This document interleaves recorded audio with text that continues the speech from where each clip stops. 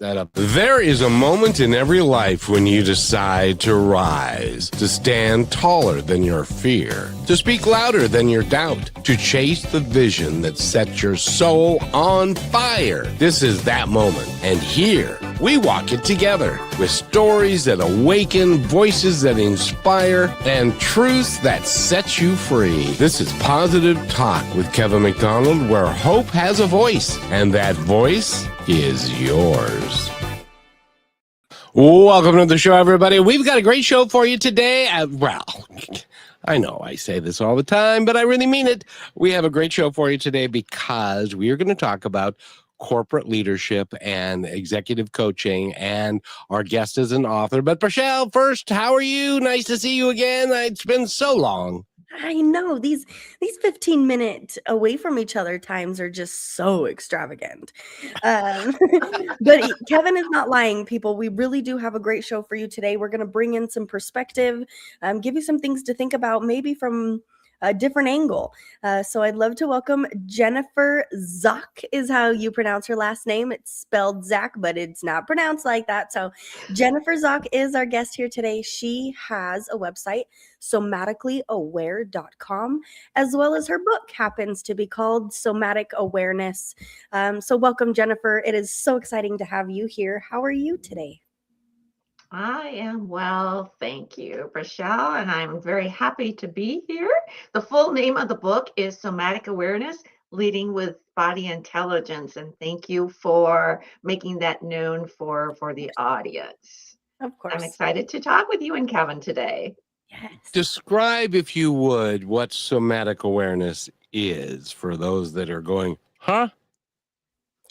That's a great place to start, Kevin, because there's a lot of people that, go, huh? What is that? However, when it's explained, often they'll, oh, yeah, I know what that is, because everyone has experienced it.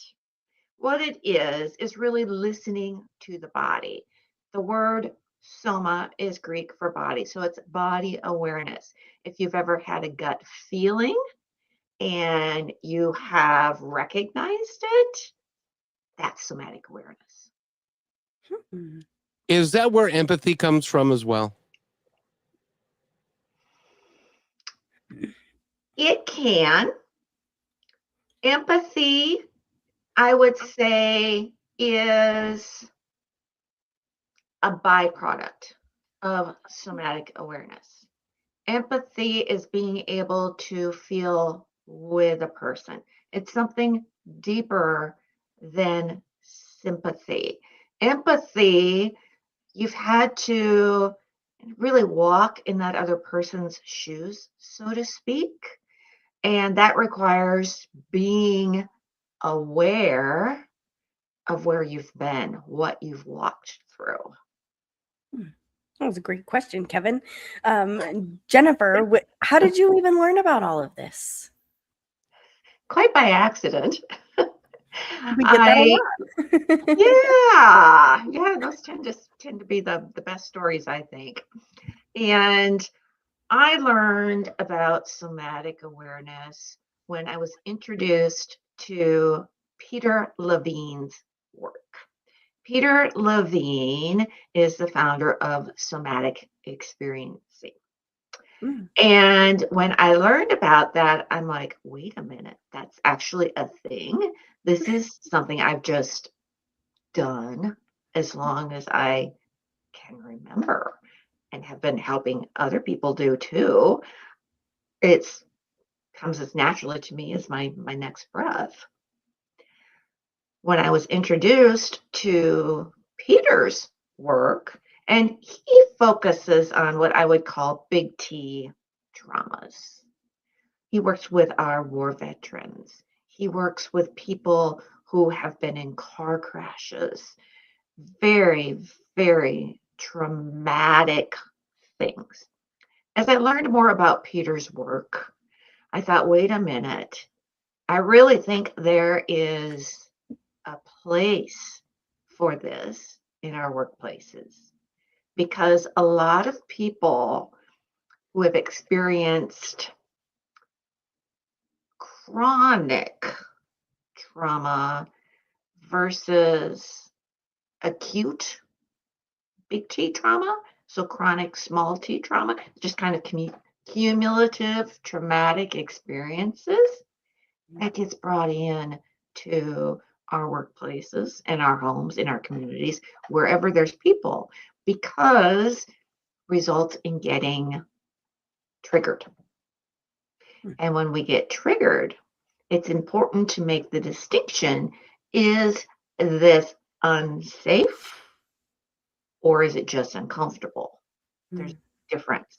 We can handle the uncomfortable. The unsafe, we want that quick response of a reaction, really, from the nervous system to put us into a survival state. However, if it's an unexpected meeting invitation from your boss, we don't want that reaction. We want to be able to discern that, okay, this is just uncomfortable. Maybe the boss wants to congratulate us on doing something well. Maybe it's something corrective. But either way, it's not life or death. Beautiful. Well, sometimes when you get in your corporate inbox, you get that, please see me. I always hated, please see me. And because you never know what it is that they want to see you about. And so your brain starts going into all kinds of things that they're going to yell at you about. And please see me because you're about to get fired. That's the first thing. So if you can harness that, because isn't that fright and flight, and our first reaction is to run from the dinosaur? Yes. And yeah, there's fight, flight, freeze. And the dinosaur is the stressor. So in this case, the dinosaur is that please see me email.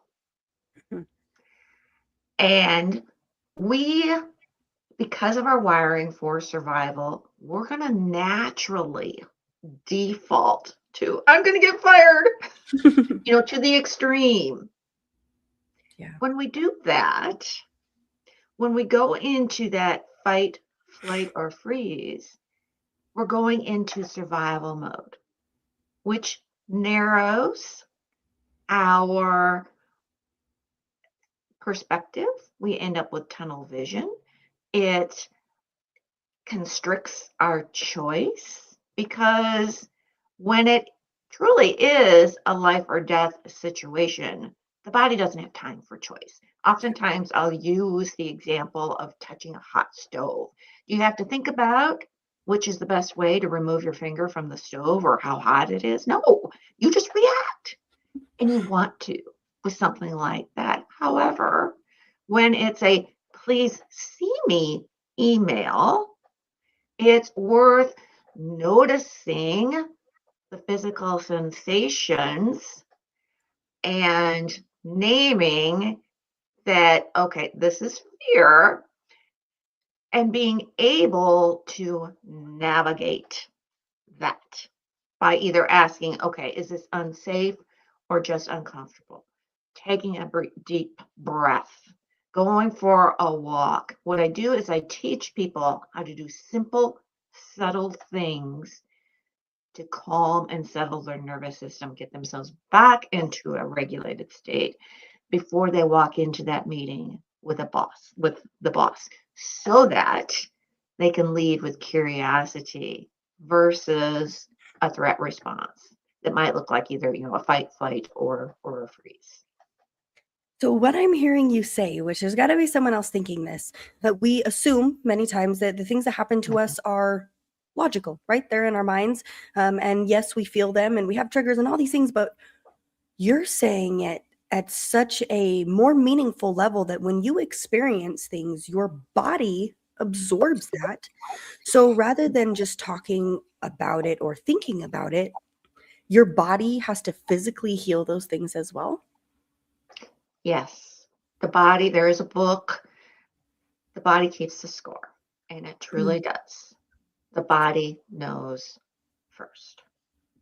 So that's where noticing the first N in the 3N model is so important, because you can't really do anything about something you don't notice. Yeah. And it's going to be different for each person based on their lived experience. Another example that I give in my book is that, say there's an office party going on and maybe a balloon gets popped. You know, one person may think nothing of it. That's, they just go on with what they're doing. Another person who has been steeped in experiences where loud noises lead to, unsafe situations could get very triggered by that. Well, it's like the first thing that you might think of is Charlie, who got fired last week, is here with a gun, and that's what that noise is. And sadly, in our society, that has happened from moment to moment. So, Yeah. I'm just But the safest place we can be when it is to keep our wits about us, unless it truly is like, then you want to have that fast reaction and you want to get out. Yeah. So do you have a step-by-step process to teach people how to become aware somatically? Yes. With my 3N model and my book, we will often work with those two resources with folks, and I start them off with noticing by stacking that with regular day-to-day habits, whether it's when they brush their teeth, make their bed, anytime during the day that they wash their hands, anything like that. Pausing to notice how the body is feeling.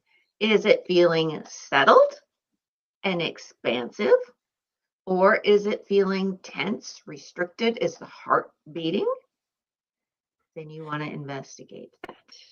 As well as be aware of what it feels like to feel settled and good. That's when we show up as our best. Yes. We need this awareness, or want to have this awareness, before we need it. It's very important to practice this, because you never know when you're going to get that email that, I want to see you right now, or, whatever it might be. If you are ready with being able to notice, name, and navigate, then you can show up as your best self in those situations that are uncomfortable. We don't want to diminish that. Yeah, they're uncomfortable, but they're not unsafe. Yeah, very true. So I got to ask you: does it say anywhere in your book that if you feel uncomfortable while making your bed, just don't make your bed? Then you won't feel uncomfortable. How about that? No, maybe I'll put that in the second edition. Because that's how I handle it. If it's going to make me uncomfortable, I'm just not going to do it. Avoidance. Avoidance, yes. Possibly a flight response. But I can tell you, I'm glad you brought that up, because for me, if I don't make my bed, I feel uncomfortable. Yep. Like, just because that's what I grew up in. What, making your bed is a thing? I had no idea. It's like a different setup for the day. Yeah, it is. Yeah, and somebody that hasn't been brought up, it's kind of like the balloon thing. Somebody that's been brought up differently, they may be okay not making their bed. That's okay, as long as you can. Would it make you anxious? From a regulated state. Yeah, Kevin, would it make you anxious if you did make your bed? Well, no, see, when I was growing up and I didn't make my bed, my mom would just make it. And so that took care of that. And that was you're like, someone will do it eventually, maybe a few months. It's magic. Look at that. I got out of bed and I left and I came back and the bed's made. It's like when I was traveling for a living and the maids would do that. It's kind of like, that's pretty cool. But by the way, we're talking with Jennifer. That wasn't taking up capacity for you. Exactly. The thing is about protecting our capacity. Now, for Rochelle and I, at some subtle level, that would be taking up some of our capacity Mm. that we may not be aware of. Yeah, and you also mentioned brushing your teeth, which, by the way, you need to do because you don't want people to not, to smell your breath and stuff. Anyway, we're talking to Brachelle. We're talking with whom? Jennifer Zock. You can visit her website and find everything about her, the book, her blog, and connect with her at somaticallyaware.com. And we'll be right back quickly from this break, so do not go anywhere. And this break is going to talk about leadership from my humble perspective. We'll be right back. Here are some points to ponder from Positive Talk Radio. Some say leadership is about getting the work done, about pushing forward, no matter the cost. But what's the cost of a team with no purpose? What if a single act of support, a single moment of genuine grit could change everything?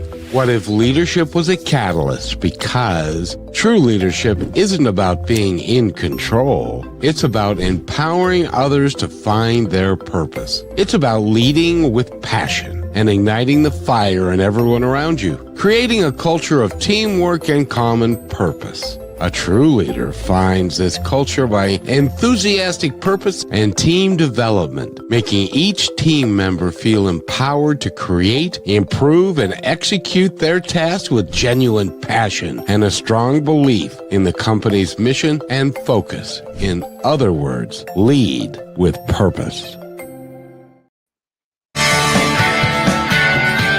And welcome back to Positive Talk. My name is Kevin. Brachelle is right there, and Jennifer Zock is with us. And if you want to go to our website, Brachelle, you would go where again? You go to the Google bar and you search somaticallyaware.com. And Jennifer, how did the book come into play? The book came into play as a means of my mission to make somatic awareness known as an essential leadership skill. We know about emotional intelligence. Mm-hmm. Somatic awareness is the cornerstone of that. And I wrote a book about it because I felt it was that important to put it out there. Charles Feltman was my inspiration. He wrote the book, A Thin Book of Trust. And because I'm like, oh, the idea of writing, a 200-page book, well, was so daunting to me. Yes. And I'm like, well, wait a minute. Charles wrote this very good book, The Thin Book of Trust, which I often recommend to people. Like, I could do something like that. And in fact, I've had a number of people tell me, because the book is less than 100 pages, that they really appreciate that, because it's something they can read quickly and return to. That was my hope, is to get to the heart of the matter. Yeah. And that's what people have that's the feedback that I've gotten. And when I was at Thinkers 50 in November, several people told me that, oh yeah, that's really a smart thing to do, because then you can read it on a flight, you can read it on a train ride, and yeah. Well, and there are some books, some leadership books, as an example, Who Stole My Cheese? And the other one is The 1 Minute Manager. And those are all small books, but they're very impactful, and like yours is. And you've had a lot of awards, and you've had a lot of folks view the book and read it. And I want to ask you, though, why... I was talking with a good friend of mine, and we were talking about leadership skills, and she said, "Oh, no, you've had leadership skills forever, because that's how you were born." So I want to ask you: are leadership skills innate with some people? Can they be learned, or are they a part of your DNA and a part of your personality from way back when? Well, I think that some people are natural born leaders, and people that want to lead can learn can learn those skills. Leadership is a lot of people skills. Yes. And so anyone who truly in their heart wants to lead, and leadership, I mean, that can be, we're leaders in our own homes, in our own communities. I consider parenting having been my most important role as a leader. And in fact, I'll be giving a speech about this at Toastmasters this week about my own leadership style. And it took me a long time to see myself as a leader, because I was really looking at leadership through more of a worldly lens of command and control. And I'm like, that's the opposite of me. I am more about, like in your advertisement there, leading from behind, empowering people. Yeah. That is what it's all about. Of course, Jennifer, obviously you're never at my house, because our ruling philosophy was, if I did what I was told, sometimes I got to do what I wanted. There you go. Yep. Sounds like boundaries. Discipline. Those things are important.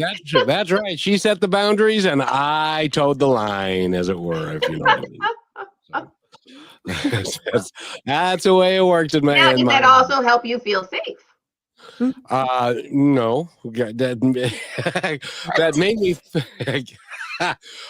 Well, I can't. I know I can't. I can't Well, I even get go what there. you mean, Kevin, because I was that kid that even if you had told me that, like, just do what I ask of you, and then you can do whatever you want, duh, I still probably would have pushed it and pulled it and tested it. But isn't that kind of a good thing too? Because if you're not curious and you're not testing boundaries, then you're kind of suffocating yourself in a way, right, Jennifer? Right, Rochelle. You bring up a really good point there. We're, pushing boundaries and such. That's how we learn. Mm-hmm. And we have to feel safe enough Yes. to do that. And be That's respectful about where, it. yes, exactly. That's where psychological safety in the workplace, in our homes, that's where it's so important, because people, when they feel safe, when they feel safe enough, that is where change can begin to happen, where people can be curious. They co-regulate well with one another. And that's when we're all at our best in our regulated state. Then we are growing together. Versus when people don't feel safe, that's where we get tunnel vision. That's where we get silos. That's where we get, people start protecting their work, and people don't have the capacity to be curious and innovative, because it takes a lot of energy being in a chronic survival state, in a chronic fight, flight, or freeze. And thank you, Kevin, for helping me realize that I did have plenty of energy inside of myself. I was just spending it in other ways, because I don't know. This is just that's my first reaction. I'm like, I'm just wait, let's go, let's do it right now. But no, it doesn't have to be that way, right? Right. Yeah. And as adults, we understand that better than children do. That's why it's so important for adults to model this for children. I had a leader tell me that she just noticed that her toddler was not cooperating. And then she realized that yelling at the toddler was probably not the best thing to teach the toddler. Is this is by yelling at people, this is how you get things done. And it absolutely isn't, because people can't hear you when you yell at them, because they don't feel safe. Yep. So I gave her a few tips. She tried them out, and lo and behold, things got much better. That's part of co-regulation. Her showing up with a calm, regulated nervous system helped the child feel safer and thus more willing and able to complete whatever it was she was asking the toddler to do. Kevin, you'd be a great toddler coach. Would that be so cute?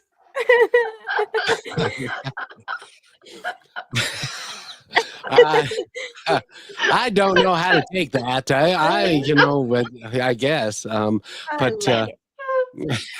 but It's a powerful thing. Toddlers are not easy. I think they're almost worse than teenagers. So that is nothing short of a compliment, I promise. Well, and by the way, I love how a toddler's mind works, because they are interested in what they want and when they want it, and they want it now. And it's really an interesting dynamic. But Jennifer, I wanted to ask you, because you work with a lot of executives and a lot of executive coaches. I would love to. I'd love your opinion on this. I think that we have done our CEOs and our general managers and people like that. We've done a disservice to them. We need to call them something else. We need to say, rather than look at my door, I've got CEO on my door, or I've got this name tag that says I'm the general manager, so I'm in charge. We need to create another one, like maybe staff helper, or staff organizer, something along those lines, so people don't get all full of themselves with their title. Does that ever happen? It does. And I'm so glad that you bring this up, because this reminds me of a very special executive that I have worked with for a long time. She was the first CEO of the hospital in our local area. And one day I just she's a lighthouse leader. She's a lighthouse leader. We need more lighthouse leaders. Yeah. Because her leadership is one that she holds people accountable, and she balances that with leading with a caring heart and helping people to do their best. The title, when it is too ego driven, is the opposite of that.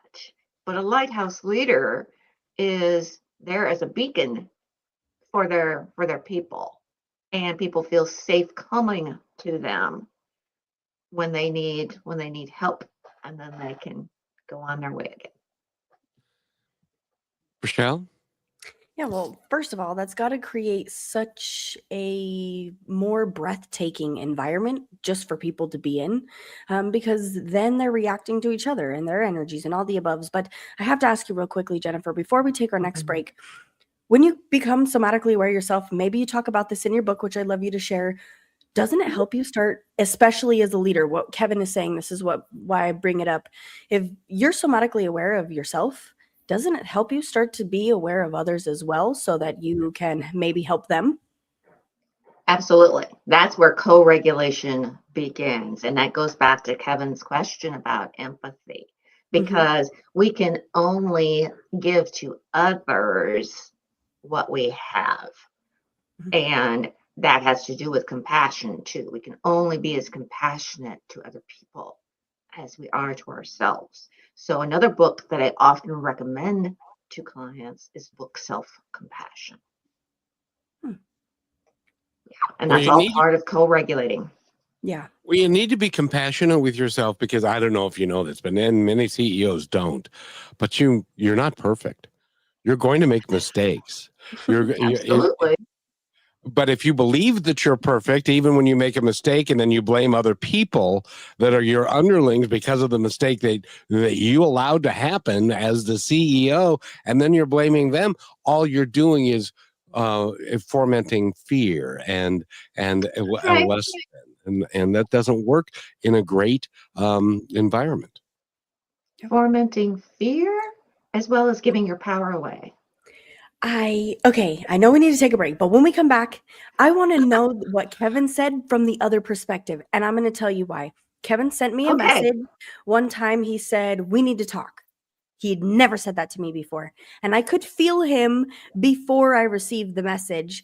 And so I knew that it was going to be something that was a little serious, right? It's a little heavy. Like, we need to talk. There's something going on. We need to solve it right now. But Kevin had control and awareness of himself before he brought me into the situation. Therefore, you get that message from your boss. Before you even walk into their office as the person maybe who's in fear and can't co-regulate or whatever it is, but as a leader, you can set that energy level so that when that person comes through the door or answers the phone call, you can already have something dynamic laid out for them that doesn't send them into fight, flight, or freeze. So let's talk about that when we come back from the break. And if you want to visit it while we're going to be busy for a minute, somaticallyaware.com is where you go to find the book, the blog, and all the things to connect with her. So stay tuned. We'll be right back for a switch of perspective. Well, I hope that when we had that conversation, I was, nice to you. No, you were. That's why I had to bring it up, because you could have been the leader that made it worse for me, but you allowed me to regulate when I came into it, not regulated, if that makes sense. Yeah, well, Without even knowing it, Kevin. Yeah. Yes, actually, there was method to my madness, but because she is the most remarkable person that I've met in a very long time, and but it wasn't always the perfect match, and we need to talk. We can talk about that a little bit when we come back about leadership from the perspective of I get you, rather than you are less than because I show up on time. We'll be right back. You're listening to Brushwood Media Network, the best in syndicated talk, news, and entertainment shows.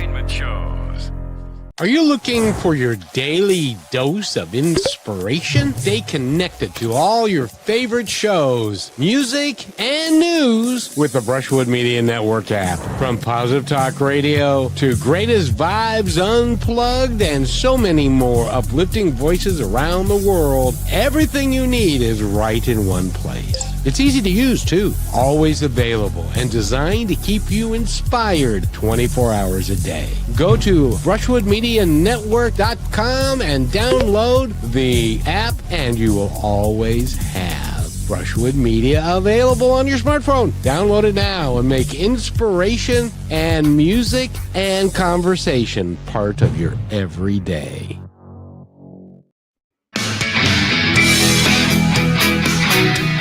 And welcome back to Positive Talk. My name is Kevin McDonald, and Brichelle is right there. And Brichelle, Jennifer Zock is with us, and I have to say, Brichelle was being very kind to me and at that moment. So how did that? I want you to ask Jennifer this, but how did that make you feel when you got that we need to talk? We're gonna have to blank this out, but oh shit. Like, that's literally the only thing that went through my head. I was freaking out internally, and I was aware of it, but I still didn't care. I let myself still freak out. But it came from me understanding, as maybe somebody would in that situation, how much maybe what the things they already know that they have been slacking on, they already know. So there's that fear of, ooh, it's coming up. I saw this coming. Or maybe there's something I wasn't aware of. I think I've been doing everything right, this and that. Or maybe caring about what you do, loving it so much and being so afraid to lose it. So yes, Jennifer, to be as a leader, we can set that, let's call it an energy field, whatever it is. Maybe you have another word for it. For when we have somebody we have a problem with that needs to be resolved, but the way that we handle that is everything to them and how the outcome is, right? Absolutely. It's really important to be in a regulated state when having that conversation. Mhm. Well, and as I recall, Rochelle, and correct me if I'm wrong, but the conversation that you and I had wasn't about you. It wasn't about your shortfalls, if any, because you don't have very many. Mm. But what it was about was this show is so important to me, and we need to do it together, and we need to do it well. Yeah. And if we're not doing it well, then we are less than, and I can't. It makes me crazy. Is that kind of how the conversation went? Yeah, this is huge. And I want everybody to hear this. Jennifer, I'd love your perspective, because imagine if the leader or the boss or the manager, whoever the hell's in charge of you, calls you in and you're used to it. Because let's say once a month, once a week, they have you come in their office and they say, "Hey, where are your values and are we aligned?" That's what Kevin did. He said, "Are you aligned? And let me share with you my vision to make sure that you are on board with signing up for this and you have the same passion behind it that I do. Otherwise, you're not meant to be here and somebody else is, but in the most beautiful way possible." So, Jennifer, do you relate to that? Mhm. Yeah, that's a great example of Kevin being regulated, so you could be regulated. Was this conversation in person or was it over? It was on the phone. Well, And see, we've met one time in 2 years. yeah. My best friend's far away. It's one of those things. But it was on the phone, but it was still so intimate and powerful, because a lot of times we're not used to our leaders sharing their goal, their mission, their plan. It's all just you do this and don't do that type of thing. But it wasn't like that. Yeah. Well, Well, I hear a few important things. One of them is choice. We feel safer when we have choice versus do this, do that, no choice. And I think you were going to say something, Kevin. Well, no, I was just going to say, and this is just as an aside, but because we've spent a lot of time on the phone and doing shows and stuff, when she came to visit me, and we loaded them into my car, and because I was going to take them, and I got into my car, and she was just sitting there staring at me. And it's like I said, "What?" And she said, "I can't believe." You're With real. a voice that she couldn't believe that I was real. Well, and Jennifer, I have to tell you that because it's in so many situations, these conversations are powerful, but when you've built something like that away from someone and then you're physically in their presence, like, isn't it maybe better as a leader to make sure that you're talking to people in person if you can make that happen, rather than the phone call and the email and the this and that? Yeah, ideally in person is great because then you have access to all the nonverbals and you have access to more Yeah. data. Yeah. Kevin couldn't see me pacing around the house at 100 miles an hour. So Well, and Jennifer, I wanted Right? to. And people can hear a smile too. yeah, People can that's hear true. a smile. So I think, Kevin, you probably showed up with all those things. Well, and I wanted to mention this, Jennifer, and this is just for any CEO, any leader that's out there. When you say, write that email or that little piece of paper that says, "Please see me," and then because this is how it generally works. Is that you get this message and you please see me. Oh God, now what's going to happen?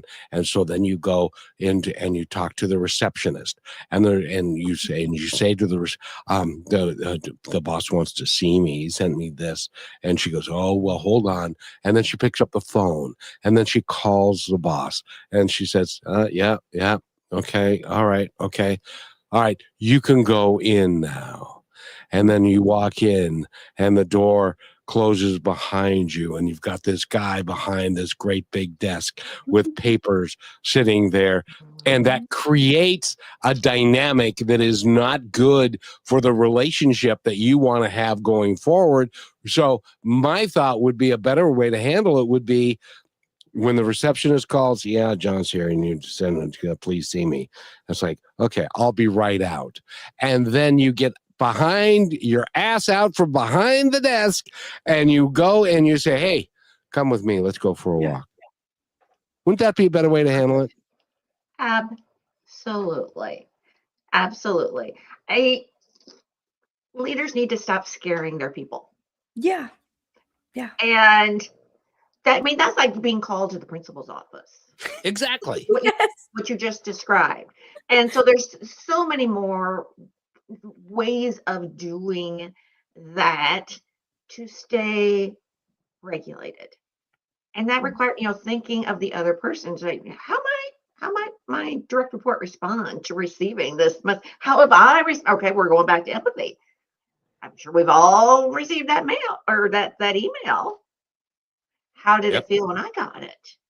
And that informs our actions. And yes, definitely get out from behind the desk, sit by the person, validate the person. That I teach that a lot to people. And that is helping people feel seen, heard, and believed. And here's something for if the boss has not listened to this show or read my book, does not know about these things, because a lot of people don't, because it hasn't been taught. The person receiving that message can do some proactive measures themselves to calm their nervous system just going into that meeting. Something as simple as taking note of where the windows are, where the door is, that helps the body settle, because the body then knows if this is truly dangerous, if this is a saber-toothed tiger, I know how to get out. Yes. I'm going out the window right now. Yes. Well, and I think about that too. It is so much deeper, like going back to what you were talking about with people's triggers from traumas and how they handle it somatically and in the awareness. If you walk into your boss's office or into the workplace in general and you feel like you're going into a courthouse, I have trauma with that. I don't like elevators. It reminds me of being there, the door shutting behind you, the judge sitting. It feels like a judgment day type of call. And one thing that Kevin also did that I think was super helpful is he didn't start the conversation out by saying, here's where I have a problem or we need to talk. It wasn't negative right off the bat. It was, I want you to understand how important I see you and what you do so well, and pointed out some really, really good things that he saw in me that I didn't even notice in myself. And then there was no negative about it, because it wasn't, I have this problem, let's fix it, get out. It wasn't just that. It was also bringing up the things he was thankful for and the skills that I had that he saw. So shouldn't every leader maybe approach it like that instead? Definitely. Kevin, you are a lighthouse leader. Told you. And what I hear there too is the use of I language. That's really important, because the word you, we got to be careful of that. That's can very quickly put people on the defensive. And Kevin brought up things that your gifts, your talents, and it sounds like you really felt safe in that moment. For sure. And therefore, that laid the groundwork to have a very constructive, healthy conversation. Yeah, lots of learning.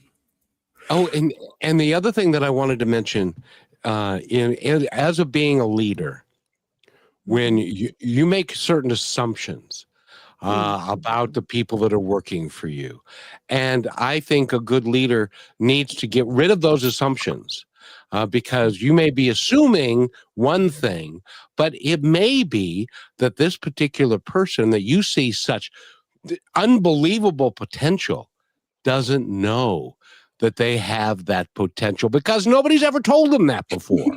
Yes.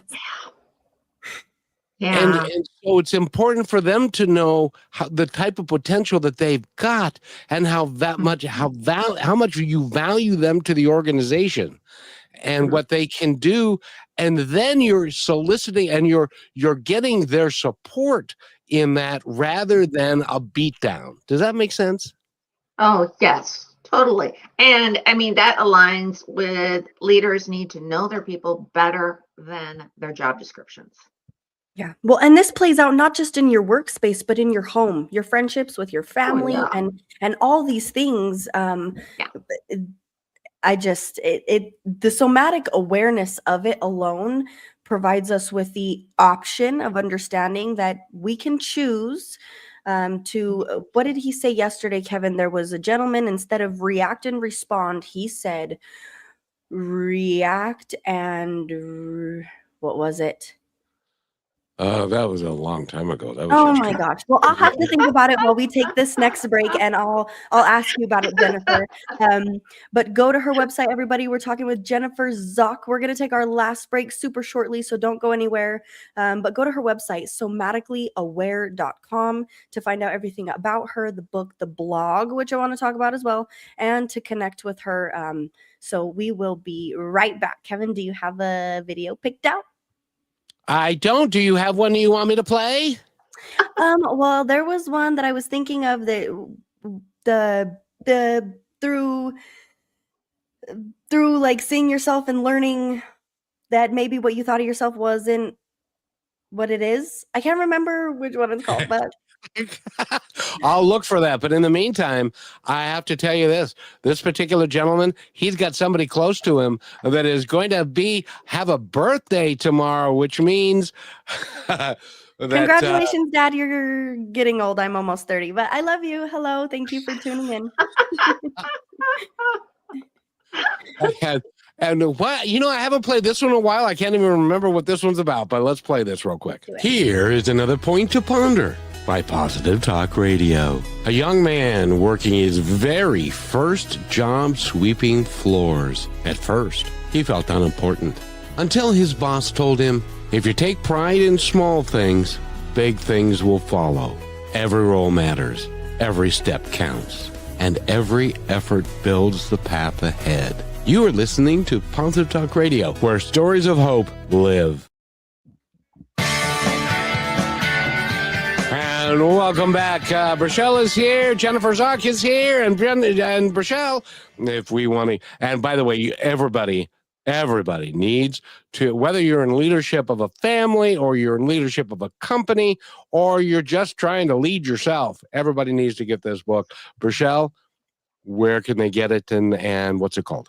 Yes. Well, Kevin, first of all, that's the exact video I was thinking of. I don't know how you did that, but that was pretty cool. I just had to point that out. You trip me out day to day. So everybody go to somaticallyaware.com. She's got the book that is there. It is Somatic Awareness, Leading with Body Intelligence. And then you also have a blog. What is that, Jennifer? Yeah, the blog is there too. And for the month of January, the theme has been fresh start. Not only do we have, a fresh start at the beginning of the year, we have one every day. Yes. And I have focused on that in a series throughout January. Fresh start, starting the year with confidence, starting the year with compassion, etc. February is going to be all about emotions, why we feel the way we do. And the blog is meant to educate folks and inspire them, get them thinking, and know that they're not alone. Any emotion that they're feeling is a-okay. Sometimes we've been taught that, for example, that anger, not to feel anger. The problem with that is if that's what we've been taught, we end up stuffing it.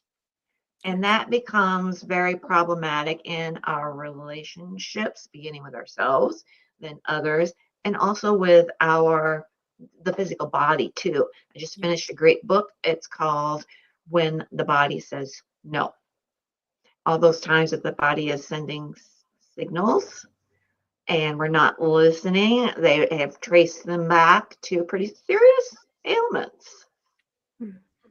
Well, Jennifer, haven't they proven scientifically over time that when you stuff your emotions, you are risking health consequences for that. As an example, stress, anger, jealousy, all of those things. If you stuff them inside, you are seriously risking your health. Yes, you are. Yeah, absolutely. So it's important just to know that whatever we're feeling is okay. The difference becomes in what we do with those emotions, how we respond, how we react. That's where this framework is so important, to notice those physical sensations. This has helped a lot of people that I've worked with, because we tend to fight those uncomfortable feelings. What we fight grows stronger if we thank it. If we thank those emotions for trying to protect us, that helps the body settle and soften and open up to the possibilities, versus feeling judged and getting restricted. And then that just keeps getting buried, and then you run into shame and all kinds of very serious and difficult emotions. Ooh, so sorry, Kevin, go ahead. No, I was just going to say another way of saying that in my world is what you resist persists. Yep. Exactly. Go ahead, Michelle. Yes. So you have the 3N model. We've talked about the first one, which is notice. Does this fall in line with what you were just saying, to name and navigate? What does that mean? Like, what to you? How do you teach that? Sure. So noticing is noticing those physical sensations. And then naming is really about timely recognition. Doesn't mean ruminating about something, but just being able to, oh, I feel this in my throat. Okay, that typically means that I'm feeling fearful about using my voice. Then navigating. So this is why we really want to be running tiny experiments with this all the time, so that we have it accessible to us. I worked with a client that she noticed that she was up at the podium. She was somatically aware enough that she noticed she was getting very uncomfortable about delivering this presentation. She then heard the strategy, the navigation technique that worked for her, was asking, is this unsafe or just uncomfortable? Her nervous system softened, regulated, and she was able to give her talk with confidence, because confidence and safety go together. Right. So it makes a difference for the audience. It's true. Sorry, Kevin. Well, I was just going to say, because we like to think that if you are somebody that is on stage all the time, that you don't get nervous. Well, the fact of the matter is, you do. There's a guy who is part of my favorite band of all time.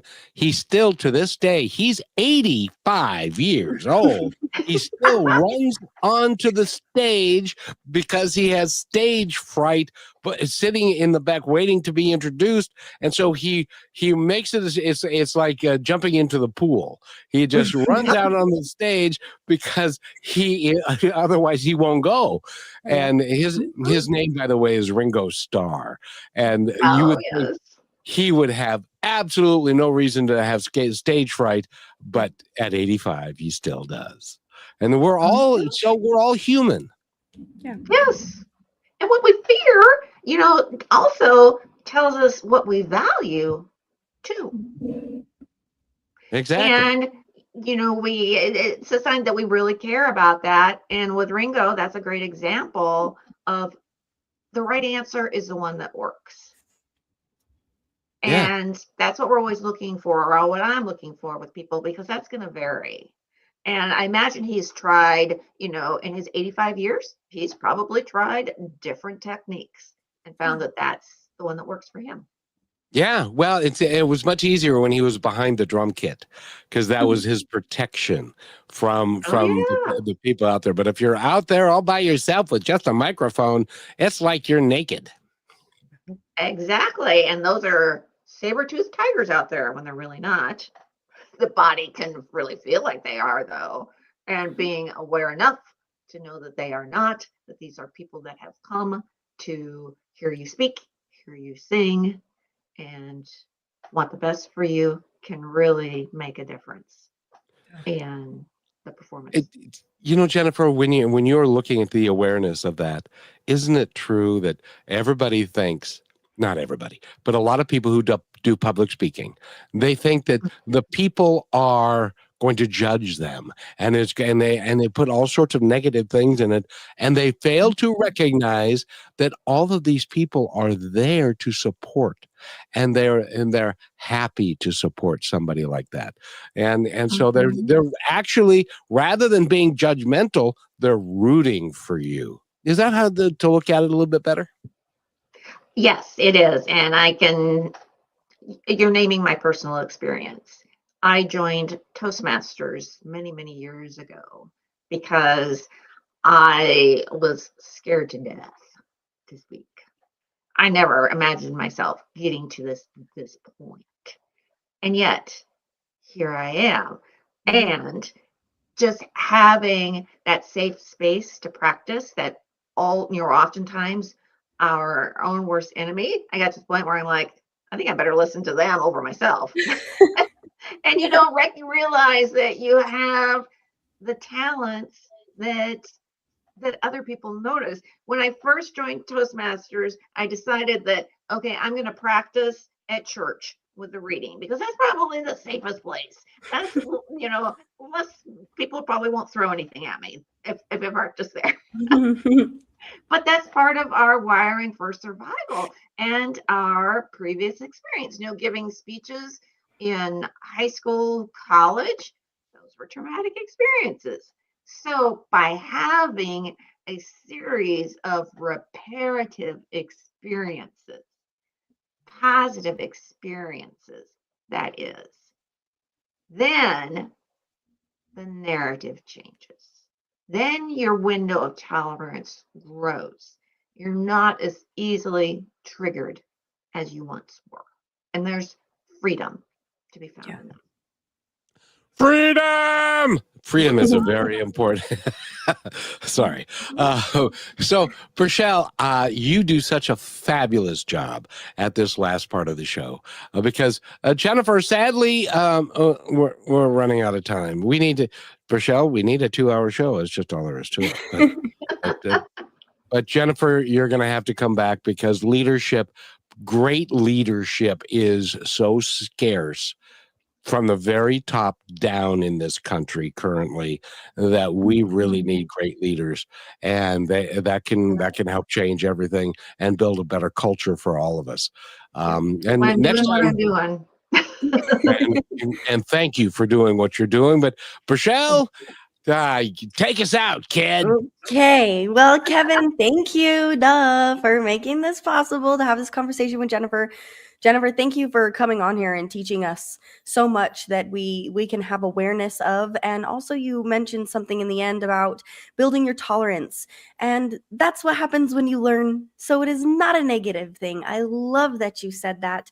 But please take the last few moments to share again your website, your book, and any other ways to get in contact with you. And then maybe just some food for thought before we head out. Okay. Well, I just want to say thank you to the both of you for having me here today. This has been such a fun conversation, and our time has flown. Yes. As to where people can connect with me, my website, somaticallyaware.com, somaticallyaware.com. There you can find a link to my book, or you can go directly to Amazon and find it there. The book is Somatic Awareness, Leading with Body Intelligence. Somatic Awareness, Leading with Body Intelligence. It's also, just a year ago now, became available in audio format. So there's a paperback, or audio if that's what you prefer. I'm on LinkedIn. Please feel free to connect with me there. And as for, oh gosh, I'm going to close with two things, two food for thought. Okay. One is trust the process and stay active in it. The second is when fear gets smaller, life gets bigger. I love that. Thank you for sharing, Jennifer, and thank you for your time. And Jennifer, that the first one that you said, repeat that if you would, please, because we could do a whole show on it. Sure. Trust the process and stay active in it. Trust is a big word. Yeah. So, and I trust Purcell's going to show up on our next show because it's going to be a good one too. And Jennifer, Zoc, thank you so much for being here. And Likewise. have a great day, everybody. Thank you for being part of Positive Talk with Kevin McDonald, where stories inspire and voices remind us of what truly matters. May today's conversation give you hope, courage, and a reason to keep moving forward. And just remember, till next time, be kind to one another because each other's all we've got.